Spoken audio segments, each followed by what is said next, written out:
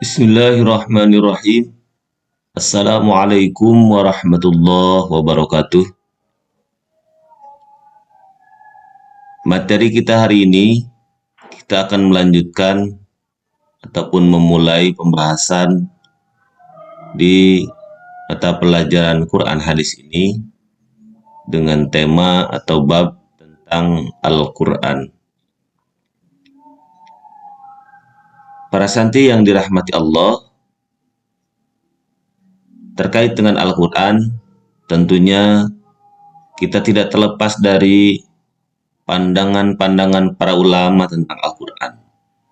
Karena ketika berbicara Al-Quran, banyak sekali definisi atau perbedaan pendapat dari para ulama, terutama para ulama dalam bidang ilmu Al-Quran, berbeda pendapat dalam mendefinisikan Al-Quran. Menurut pemahaman mereka, masing-masing bahwa baik secara etimologi ataupun secara terminologi. Secara etimologi pun para ulama berbeda pendapat dalam mendefinisikan Al-Quran. Oleh karena itu berikut adalah beberapa pendapat dari para ulama tersebut. Ada yang segi dari bahasa dan juga secara istilah.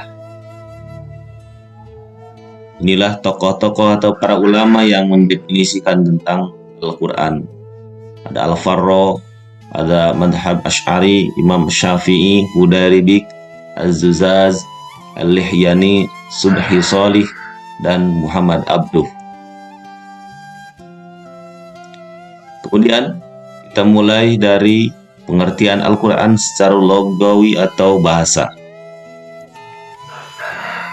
Syekh Al-Lihyani berpendapat bahwa kata Quran dalam bentuk masdar atau kata kerja fi'il itu berawal dari kata qara'a yang artinya membaca, dengan perubahan bentuk kata atau tasrif dari kata qara'nan yang artinya bacaan, yang bermakna isim maf'ul, artinya yang dibaca. Karena Al-Quran itu dibaca, maka dinamailah Al-Quran. Kata tersebut selanjutnya digunakan untuk kitab suci yang diturunkan Allah Subhanahu wa Ta'ala kepada Nabi Muhammad Sallallahu Alaihi Wasallam, yaitu bernama Al-Quran. Kemudian menurut Al-Asy'ari, kata Quran berasal dari lafaz qarana yang berarti menggabungkan sesuatu dengan yang lain. Kemudian kata tersebut yang dijadikan sebagai nama kalamullah yang diturunkan kepada Nabi Muhammad Sallallahu Alaihi Wasallam. Mengingat bahwa surat-suratnya, ayat-ayatnya, dan huruf-hurufnya beriring-iringan dan yang satu digabungkan kepada satu yang lain. Itu menurut pendapat Al-Asy'ari. Kemudian menurut pendapat Syekh Al-Farra, menurut Al-Farra, kata Al-Quran berasal dari lafaz qarainu yang merupakan bentuk jamak dari qarinatun yang berarti petunjuk atau indikator, mengingat bahwa ayat-ayat Al-Quran satu sama lain saling membenarkan, dan kemudian dijadikan nama bagi kalamullah yang diturunkan kepada Nabi Muhammad Sallallahu Alaihi Wasallam. Itu menurut pendapat Syekh Al-Farra, makna Quran dari segi bahasa. Kemudian menurut Syekh Al-Zuzaz, beliau berpendapat bahwa kata qara'un itu kata sifat dari al-qar'u yang sewazan atau seimbang dengan kata fulanun yang artinya al-jam'u atau kumpulan. Selanjutnya kata tersebut digunakan sebagai salah satu nama bagi kitab suci yang diturunkan kepada Nabi Muhammad Sallallahu Alaihi Wasallam. Karena Al-Quran terdiri dari kumpulan surah dan juga kumpulan ayat-ayat yang memuat kisah, kemudian perintah dan juga larangan, dan mengumpulkan intisari dari kitab-kitab sebelumnya yang diturunkan oleh Allah Subhanahu wa Ta'ala. Itu menurut pendapat Az-Zujaj. Kemudian menurut pendapat Imam Syafi'i, beliau berpendapat bahwa kata Al-Quran adalah isim alam, bukan kata bentukan atau istiqaq dari kata apapun. Dan sejak awal memang digunakan sebagai nama khusus bagi kitab suci yang diturunkan Allah Subhanahu wa Ta'ala kepada Nabi Muhammad SAW, sebagaimana halnya dengan nama-nama kitab suci sebelumnya yang memang merupakan nama khusus yang diberikan Allah Subhanahu wa Ta'ala, yaitu Zabur Daud alaihissalam, Taurat dari Nabi Musa, dan Injil yang diturunkan kepada Nabi Isa alaihissalam. Itu menurut Imam Syafi'i.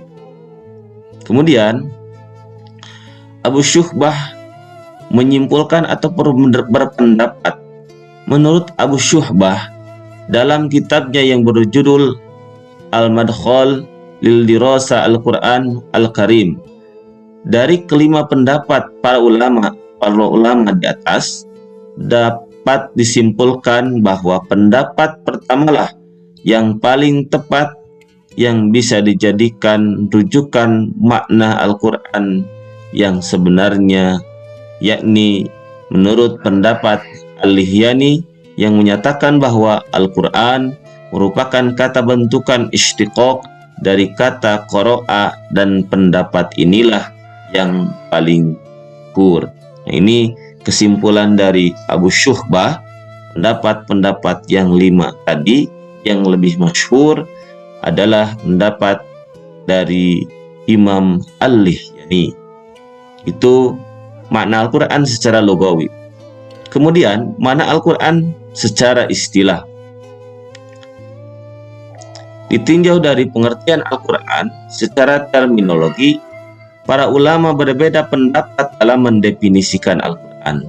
Perbedaan itu terjadi disebabkan oleh adanya perbedaan sudut pandang dan perbedaan dalam menyebutkan unsur-unsur, sifat-sifat, atau aspek-aspek yang terkandung di dalam Al-Quran itu sendiri, yang memang sangat luas dan komprehensif. Semakin banyak unsur sifat dalam mendefinisikan Al-Quran, maka semakin panjang redaksi tentang Al-Quran tersebut. Inilah kembali kita disajikan dengan berbagai pendapat-pendapat dari para ulama tentang definisi Al-Quran secara istilah. Namun demikian, perbedaan tersebut bukanlah sesuatu yang bersifat prinsipil. Justru perbedaan pendapat dari para ulama tersebut saling melengkapi satu sama lain, hingga jika perbedaan pendapat itu digabungkan, maka pemahaman terhadap pengertian Al-Quran akan lebih luas dan komprehensif.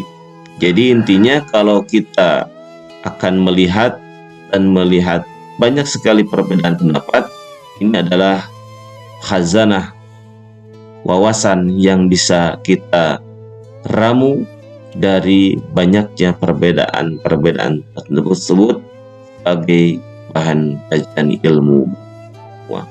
Baik, kita mulai perbedaan pendapat dari masing-masing para ulama yang disampaikan. Yang pertama adalah menurut Muhammad Hudzaibik. Menurut Syekh Muhammad Hudzaibik, beliau berpendapat bahwa Al-Quran secara istilah ialah lafaz atau firman Allah Subhanahu wa Ta'ala yang berbahasa Arab, yang diturunkan kepada Nabi Muhammad SAW untuk dipahami isinya dan selalu diingat atau dihafalkan, yang disampaikan dengan cara mutawatir, yang ditulis dalam mushaf, yang dimulai dengan surah Al-Fatihah dan diakhiri dengan surah An-Nas. Kemudian menurut Subhi Shalih, beliau berpendapat bahwa Al-Quran adalah kitab Allah Subhanahu wa Ta'ala yang mengandung mukjizat yang diturunkan kepada Nabi Muhammad SAW, yang ditulis dalam mushaf-mushaf yang disampaikan secara mutawatir dan bernilai ibadah ketika orang membaca Al-Quran. Itu menurut Subhi Sholih terkait pengertian Al-Quran secara istilah. Kemudian menurut Syekh Muhammad Abduh, beliau berpendapat bahwa kitab Al-Quran adalah bacaan yang tertulis dalam mushaf-mushaf yang terpelihara di dalam dada orang-orang yang menjaganya dengan menghafalnya, yakni orang-orang Islam. Jadi kalau menurut Muhammad Abduh, Al-Quran itu adalah kitab yang ada, terpelihara, terjaga melalui hafalan-hafalan orang-orang dulu ketika menerima ayat-ayat Al-Quran dari Nabi Muhammad SAW.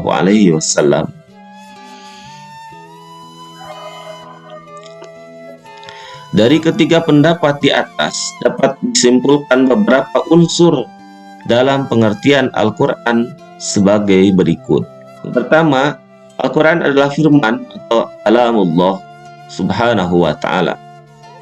Yang kedua, Al-Quran terdiri dari lafaz berbahasa Arab. Yang ketiga, Al-Quran diturunkan kepada Nabi Muhammad SAW. Yang keempat, Al-Quran merupakan kitab Allah Subhanahu wa Ta'ala yang mengandung mukjizat bagi Nabi Muhammad SAW yang diturunkan dengan perantara malaikat Jibril. Kemudian yang pertama terkait dengan Al-Quran. Al-Quran disampaikan dengan cara mutawatir atau berkesinambungan. Yang kedua, Al-Quran merupakan bacaan mulia dan membacanya merupakan ibadah.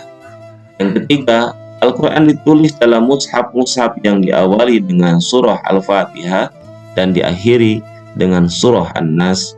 Yang keempat, Al-Quran senantiasa terjaga, terpelihara kemuliaannya dengan adanya hafalan ataupun orang-orang Islam selalu mengajarkannya dengan menghafal Al-Quran. Nah, dari tiga pendapat para ulama tadi ada intisari-intisari yang kita bisa petik dari pengertian Al-Quran tersebut. Nah, ini salah satu di antaranya adalah intisari-intisari dari Al-Quran tersebut. Jadi secara umum pendapat-pendapat tersebut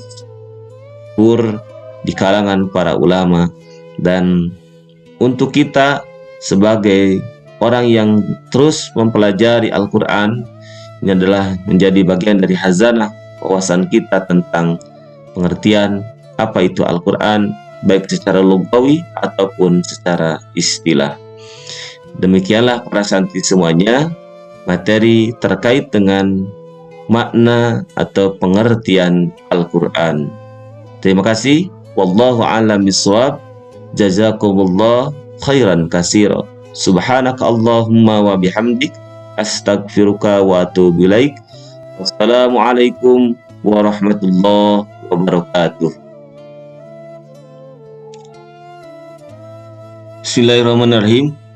Kita lanjutkan ke evaluasi. Untuk kuis atau evaluasi, ada sebuah pertanyaan bagi antum semuanya dari kelima pendapat tentang Al-Quran dari segi bahasa. Mana pendapat yang lebih masyhur menurut Syekh Subhi Sholih? Sekali lagi, pendapat tentang makna Al-Quran dari segi lugawi, mana imam ataupun ulama yang lebih masyhur dalam memberikan pemaparan tentang Al-Quran dari segi bahasa. Yang kedua, apa intisari dari makna Al-Quran secara istilah? Silahkan tulis 3 poin saja dalam kertas, kemudian ditulis dari tulisan tangan masing-masing. Itu saja. Wallahu a'lam bishawab. Assalamualaikum warahmatullahi wabarakatuh.